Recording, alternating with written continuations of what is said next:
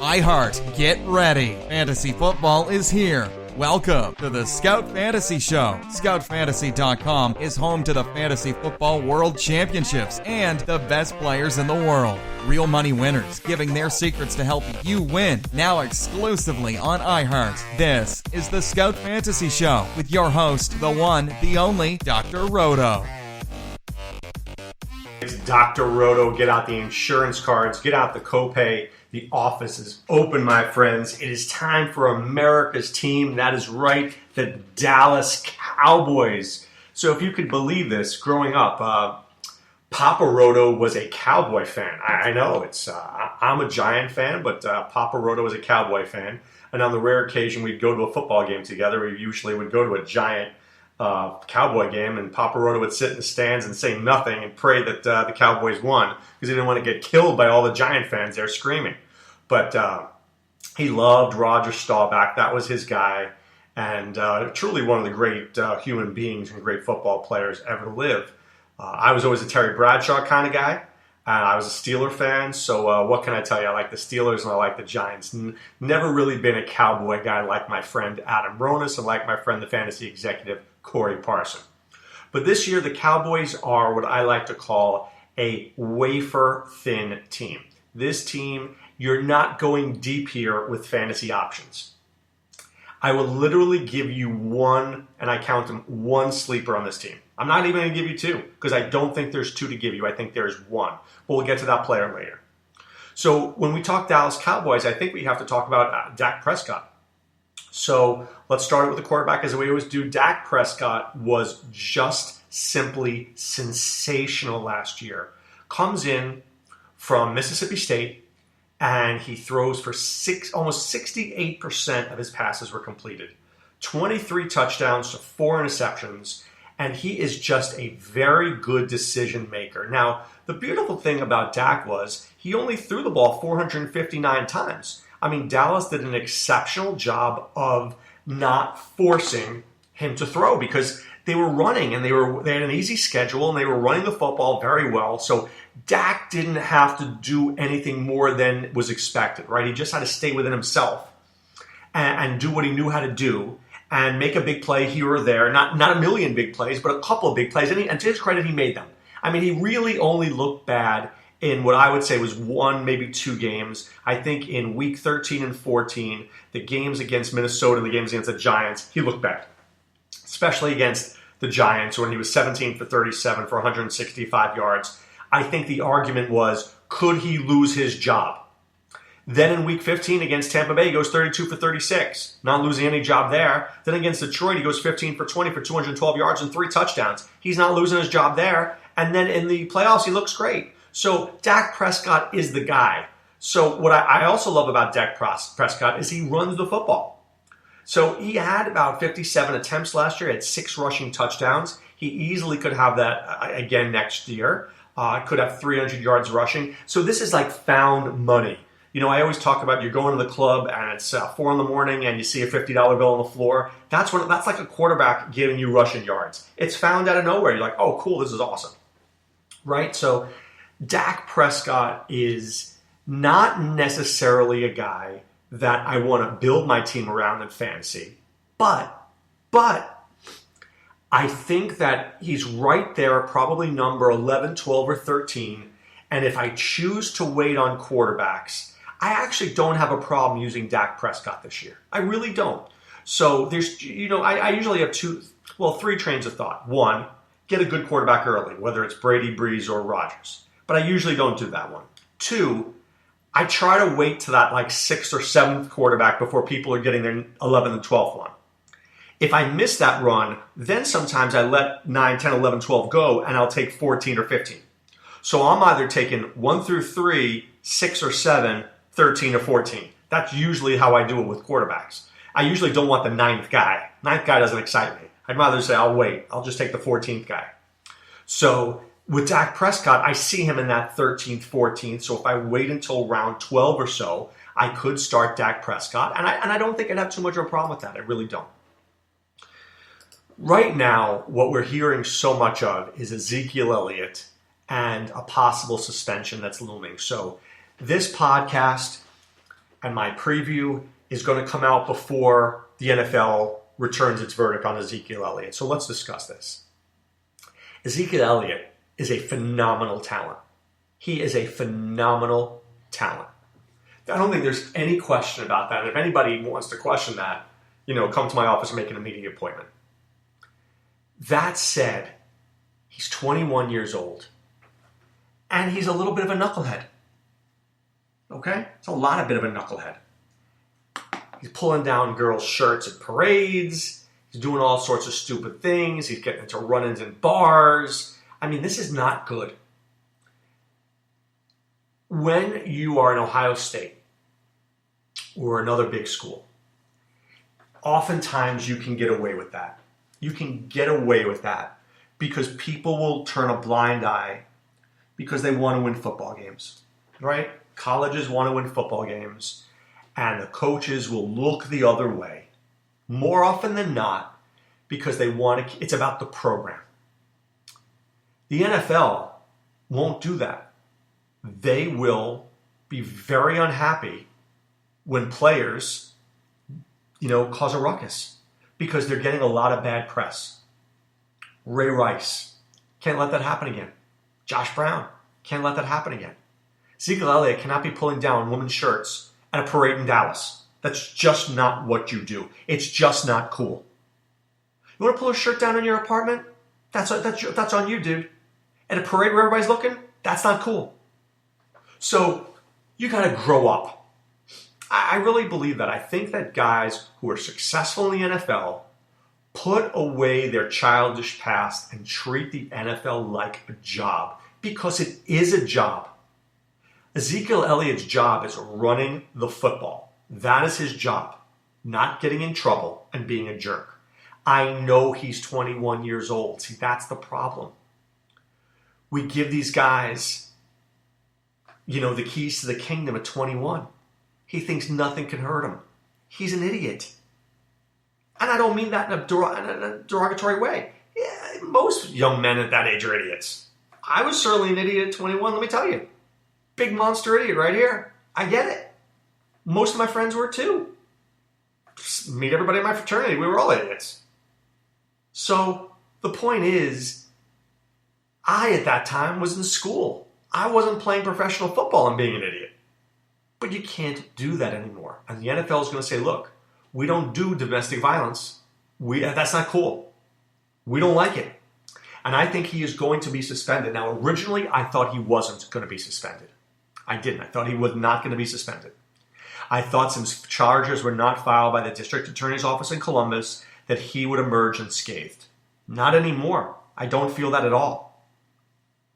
I feel now, especially after this most recent thing in a Dallas bar, and I don't care whether or not he was throwing the punch or not. He was there and it was really close to him. That's going to get him a game or two.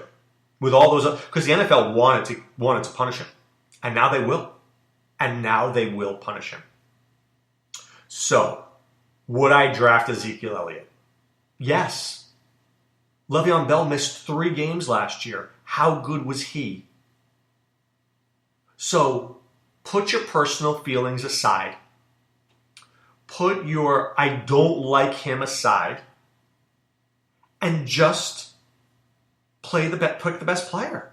And Ezekiel Elliott is one of the best players in football. So even if he misses 2 games, is he not going to run for 1,300 or 1,400 yards? Is he not going to run for double-digit touchdowns? Yes, he is. Well, he could get suspended again. I could get hit by lightning. That's true. Both things could happen. I don't think so. I think one suspension is going to be enough. Because Jerry Jones is going to hire somebody and have him trail Ezekiel Elliott. That's what he's going to do. That's what I'd do. If I was the owner, I'd go, Zeke, meet Frank. Frank, Zeke. Frank, wherever Zeke goes, you go. Make sure he stays out of trouble. Yes, sir. That's Frank talking right there. And that's the last time I hear from Frank. And then he just stands behind Zeke. 2 steps behind Zeke. So you're going to want to not take Ezekiel Elliott because you're like, well, he's suspended, blah, blah, blah. Don't worry about it. I'm okay with it. He's still going to play 13 or 14 games and still be a Pro Bowl player. That's how good he is, okay? If Elliott is not there, I assume Darren McFadden will get the bulk of the carries. I'm just not into Darren McFadden anymore. I mean, we've seen the best of him. Okay? At wide receiver, I think Dez Bryant is a very interesting choice this year. He was terrible last year, but he was injured, right? He missed 3 full games, and he was never really right in some of the other games. The Giants totally owned him. 2 receptions for 18 yards and 14 targets against the Giants. But look at some of the other games he had.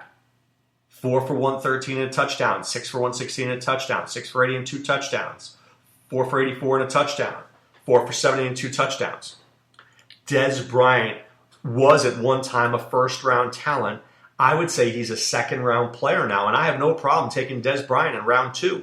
If Dez Bryant stays healthy, you telling me he doesn't get 80 receptions and 10 touchdowns? I think he does. I think he does.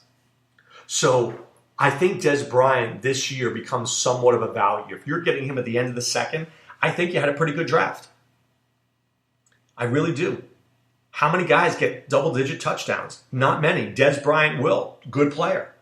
Is he a first-round pick? No. Is he a second-round pick? You betcha.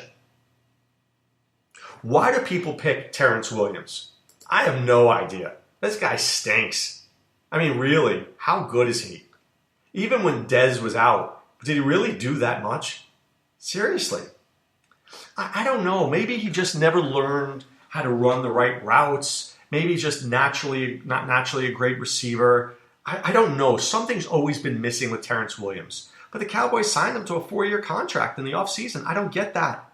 I really don't get that. I mean, maybe they got him on the cheap. I'm not so sure. I just don't think he's worth it here. I mean, he signed a 4-year, $17 million contract, $9.5 million guaranteed. I mean, I guess that's not going to break the bank. And he knows the offense. But look, there are certain guys who get taken in fantasy drafts because people know them. Round 15, who you taking? Terrence Williams. Yeah, that's a good pick, man. I like that. I like Williams. No, you don't. You like the Williams pick because you know his name, because you know him from the Cowboys, and they're on TV a lot. Is he really good? How many touchdowns did he have last year? Wait for it, 4. How many did he have the year before? Wait for it, 3. I mean, how good is he? Not very good. So what are we looking at? 50 catches, 600 yards, 4 touchdowns? I can find that on the waiver wire. Cole Beasley was a revelation last year. He really was. I mean, he was outstanding. 75 receptions, almost 100 targets. This guy was phenomenal. I'm just going to say one thing. You buy Cole Beasley too soon last year as a wide receiver 3, you were paying for last year's Cole Beasley, which I don't think you're going to see again. Firstly, you're going to see more Dez Bryant. Secondly, you're going to see more Jason Witten, which we'll talk about soon. Thirdly, I think you got other guys there too. So I'm just not sure that Cole Beasley gives you the receptions and receiving yards that you got last year. So I'm going to knock him down to 60 receptions for 600 yards and 5 touchdowns. Not a bad player, but certainly he's not going to build off of last year's numbers, right? That's not going to happen. Not going to build off last year's numbers. So I'm going to give you my one sleeper on the Cowboys. Some people will say Bryce Butler. I won't. I'm going to say Ryan Switzer. Many of you don't know Ryan Switzer, but I can tell you this. This guy is like Cole Beasley on steroids.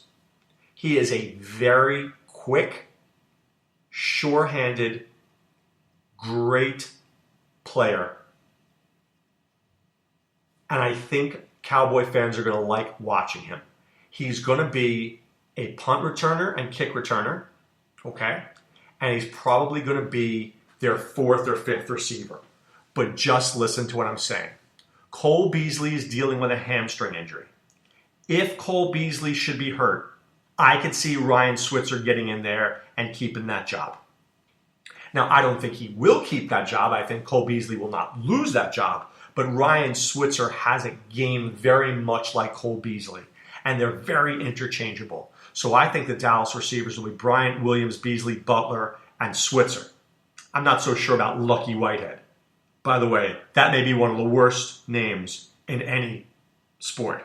Oh, I have a Lucky Whitehead. Maybe I'll pop it. That is disgusting. That's just disgusting. On every count, it's disgusting. I'm not saying I would draft Ryan Switzer. I probably wouldn't unless I was in a best ball 30 round draft. I wouldn't do that. But I might just put his name down and flag it. And, on a waiver wire on a bye week, if your league uses return yards, I might throw him in there. Okay? Last guy I want to talk about here on the offense is Jason Witten. Now, Jason Witten has been signed for another 4-year extension. He had what we would call a down year for him. He had fewer catches, fewer yards, fewer targets. But look, let's just understand why. They ran the ball a ton last year. And he blocked more than he ever had done in his career. I mean, this is Jason Witten, who caught 110 passes back in 2012. He caught, 73 in 2013, 77 in 2015. All of a sudden, he's back to 69. Why is that? Why? Because they were running the football. But last year's schedule was easier, and Dallas's offensive line dominated. And they needed to keep ball control for Dak Prescott. This year, I think they're going to loosen up the offensive range just a little bit. They're going to give Dak a little bit more opportunity to throw, and they're going to play a tougher schedule. So I think Jason Witten will naturally get more receptions. I mean, this guy's a Hall of Famer. 10 Pro Bowls? It's pretty amazing. Now, would I take Jason Witten as anything more than a 12th, a tight end number one is like my 12th guy? Probably not. But in a PPR league, if he gets me 70 receptions for 700 yards and 4 touchdowns, not going to kill me either. Much rather Jason Witten than Charles Clay. Look, we're hoping to have a good year for Austin Hooper. But Jason Witten will have the better year than Austin Hooper. Certainly reception-wise, maybe not touchdown-wise, but reception-wise. So I'm in on Jason Witten. And then finally, the special teams. Dan Bailey is a very good kicker. You're looking for a kicker. Somebody takes Justin Tucker around in 15. Somebody takes Gostkowski in 17. You want to take Bailey in 18? I'm fine with that. He's a good kicker on a good team that scores. There's nothing wrong with that. There's absolutely nothing wrong with that. Okay? But right now it's time to put away the insurance cards, put away the copay. The office is closed, my friends. I encourage you to go to playffwc.com right now. If you do that, you know what you're going to find? You're going to find our draft lobby. And when you get to our draft lobby, you're going to see different contests that you could be in. How about tonight, a draft and go? 9 p.m., $99. Do it. How about a starter draft? How about going to Vegas? Right? How about going to Vegas? Let me see how many spots are open in the Beat Dr. Roto draft. Let's see. Come in there. Come in. 5 in the auction. 6 in the Dr. Roto draft in Vegas. Come on. Come play. I double dog dare you. But here's what I love about our leagues. The best payouts. Really great payouts. Terrific commissioner service. We try to keep the leagues on the up and up, unlike any other group I've ever seen. Right? And it's a great drafting experience. It's an easy-to-use, great drafting experience. Can you ask for much more than that? I don't think so. Okay?